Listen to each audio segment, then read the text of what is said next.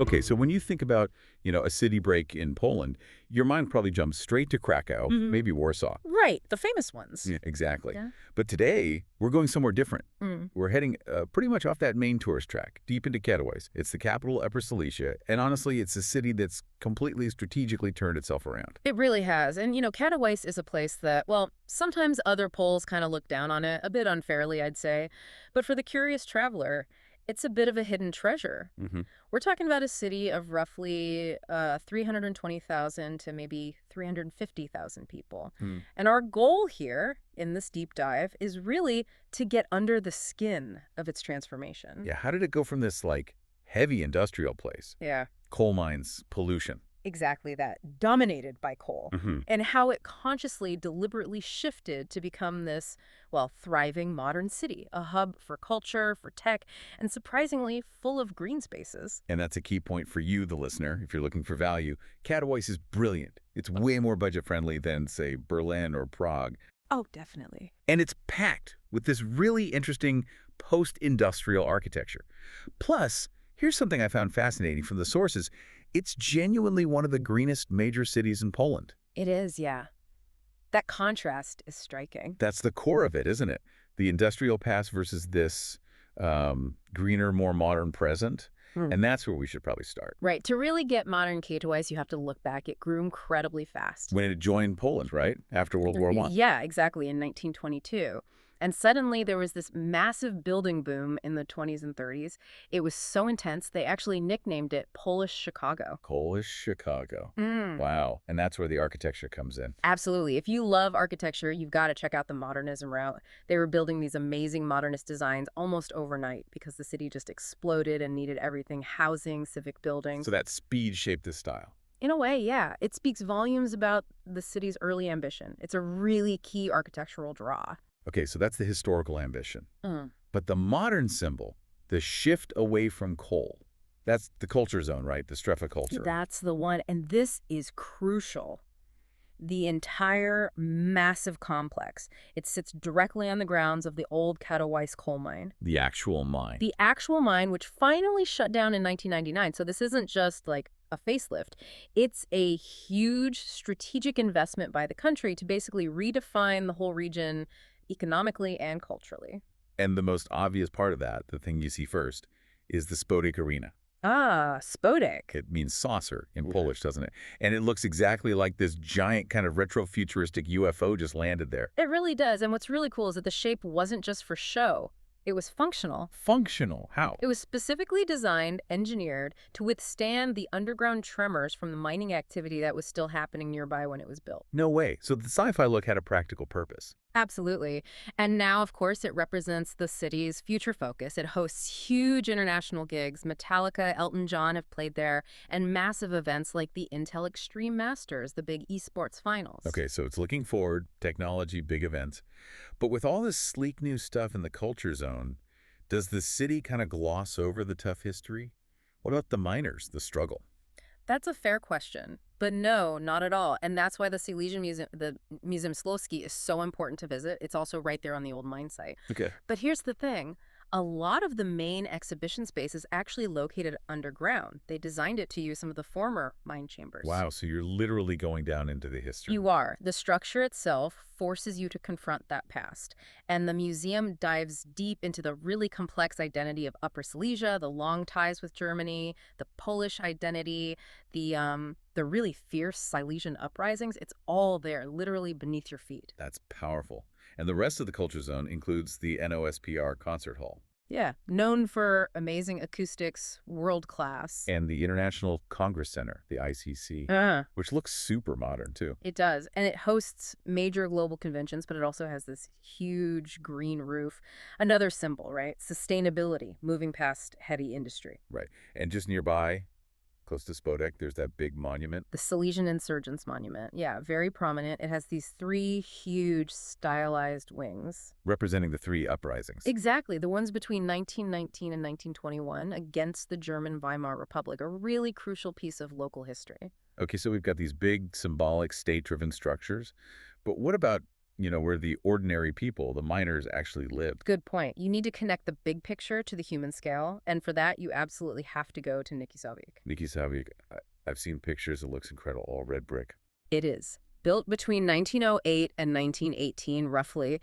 It's a former mine worker settlement, and it's honestly one of the best preserved examples in Europe of that kind of industrial architecture and town planning. You see these dense rows of red brick houses. They're called fimiloki. Communal houses. Yeah, shared workers' houses. It's a must-see because it gives you such a deep sense of that time, that life. Any interesting details there? Well, there's this great little story, maybe apocryphal, maybe not, that the architects deliberately designed slightly different unique entrances for each block of buildings. Why?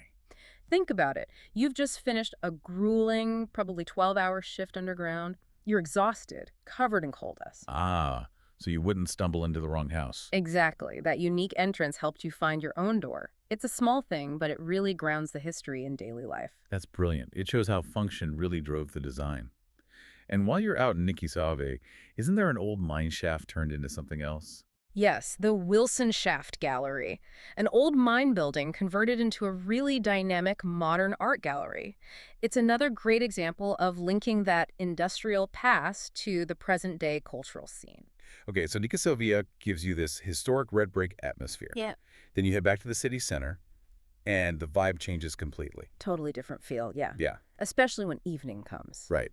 After the sort of solemn history of the bricks, where does modern Katowice let its hair down? Where do people spend their zudi? That would be Mariaka Street. It's the main pedestrian street, right in the center. Packed with bars and restaurants. Absolutely packed. Pubs, cafes, restaurants. It's the city's main entertainment drag. Right. Really lively at night, lots of students, locals.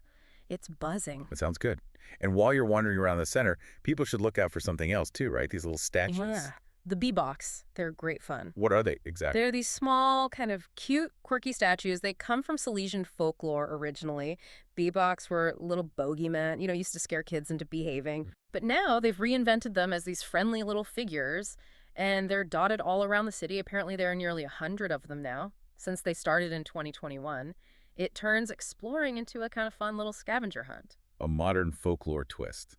I Yeah. like that. And for souvenirs that capture that local feel. Well, you could check out the Griffney shop. They sell stuff with slogans in the Silesian dialect, which is quite distinct. Shows that strong regional pride. Like what kind of things? Oh, T-shirts, mugs, and novelty things too, like black soap shaped like lumps of coal. Soap shaped like coal. That's definitely unique. Okay, let's switch gears a bit. Practicalities. Getting there. Right. Katowice is actually becoming a pretty important gateway, especially for Central Europe. The airport, Katowice International, code KTW, is in Pierzowice. Which is a bit outside the city. Yeah, about 30 kilometers north. It's a big hub for the low-cost airlines, Wizz Air, Ryanair fly there a lot. And getting from the airport into town, is it easy? Pretty straightforward and cheap. Your best bet is the AP bus route. It runs 247, which is handy. Okay, where does it go? It takes you to the Katowice Sadowa bus station, right near the center. The journey is about, 45 minutes or so. Just make sure you buy the 90-minute ticket, costs around 6.6 Cypr zudis, so really affordable. Good tip. And once you're actually in Katowice, getting around. Well, the city center itself is really compact. You can easily walk between the Culture Zone, Mariaka Street, the main square. So walking is key. For the central bits, definitely. But if you need to go further out, like to Nikizawik, the public transport is good. It's run by ZTM-GZM, covers a whole metro area, which is actually 41 different towns and cities joined together. Wow, that's extensive. It is. And here's a really useful tip for tourists. For single journeys on buses or trams, you can usually just tap your contactless bank card on the reader inside the vehicle when you get on. Oh, you don't need to buy a paper ticket beforehand? Not necessarily for single trips. The tap automatically buys and validates your ticket. It's super convenient. That is convenient. Okay. Covered history, sites, transport. We absolutely have to talk about the food, the fuel, as you said earlier. Ah, yes, the food. Essential Silesian experience. Being the capital of Silesia, this means you get a really distinct regional cuisine, right? Something different from Krakow or Warsaw. Absolutely crucial. Silesian food is, well, it's rooted firmly in that working class mining tradition. It's hearty, it's simple, it's dense. Fuel for the mines. Exactly. It was designed to keep miners going through those long, tough shifts. And you can taste the influences. It's a fascinating mix of Polish and quite strong German culinary traditions. So what's the absolute must-try dish if you only have one Silesian meal? Okay, the ultimate experience is ordering what they call the Silesian Trinity. It's the classic, almost obligatory Silesian dinner. The Trinity. Okay, component one. Component one, the star, Roulada Uska. It's a beef roll, usually quite tender and typically stuffed with bacon, onions, maybe some pickles. It varies slightly. Sounds hearty already. Component two. Served alongside that, you have kluski sluski. These are the famous Silesian potato dumplings, round, soft. Locally, they call them gumiglizi. Gumiglizi. Okay, and what's special about them? The defining feature, they always have this little dimple pressed into the middle. A dimple. Why? It's critical. That little well is perfectly designed to catch all the delicious, rich gravy from the roulada. It's functional food design. Haha, brilliant. Okay, beef roll, dimple dumplings. What's the third part of the Trinity? Modra kapusta. It's basically sweet and sour braised red cabbage, an essential, tangy counterpoint to the richness of the rest. You pretty much always get it. Roulada, kluski, modra kapusta. Got it. What about other things? Soups. Oh, yeah. If you're there when it's cooler, you must try that classic Polish sour rice soup. Comfort food central. Totally. It's often served quite thick, maybe with pieces of sausage, a hard-boiled egg, proper warming stuff. And anything really, really local and maybe a bit adventurous. Well, if you're feeling brave and want a true taste of Silesia, look for krepniak. It's a local type of blood sausage, but it's made specifically with barley, which gives it a different texture. Krepniak. Okay, noted for the adventurous eaters.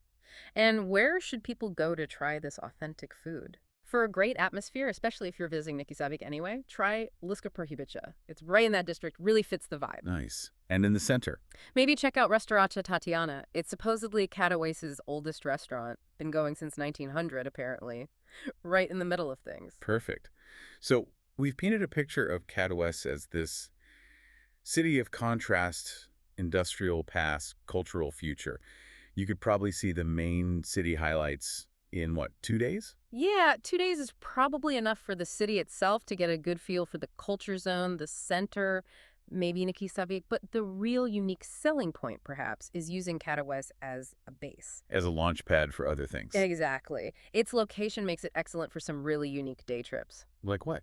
Well, if that industrial heritage really grabbed you, you absolutely have to take the short trip to Zagrees to the Guido coal mine. You can go down the mine. Oh, yes. They offer tours 320 meters down, even 355 meters underground. It's an incredible immersive experience of what that life was actually like. And get this, it's home to the world's deepest pub. The world's deepest pub. Down a coal mine. 320 meters underground. You can have a beer down there after your tour. It's quite something. That sounds amazing. A truly unique experience. Anything else nearby? And then, shifting focus completely, the incredibly important Auschwitz-Birkenau Memorial and Museum is also very close, only about 40 to 60 kilometers away, easily doable as a day trip. Wow. So you could literally go from the world's deepest pub one day to confronting some of the most profound, essential 20th century history the next. Exactly. That contrast, that depth of context available from one base really sums up what makes Katowice special. So the final thought for you listening, if you're looking for somewhere affordable, dynamic, genuinely different from the usual Polish suspects, A place that wears its history on its sleeve but is absolutely looking forward. then Katowice, the city built on coal that now really shines with culture and transformation, should definitely be on your list for your next deep dive.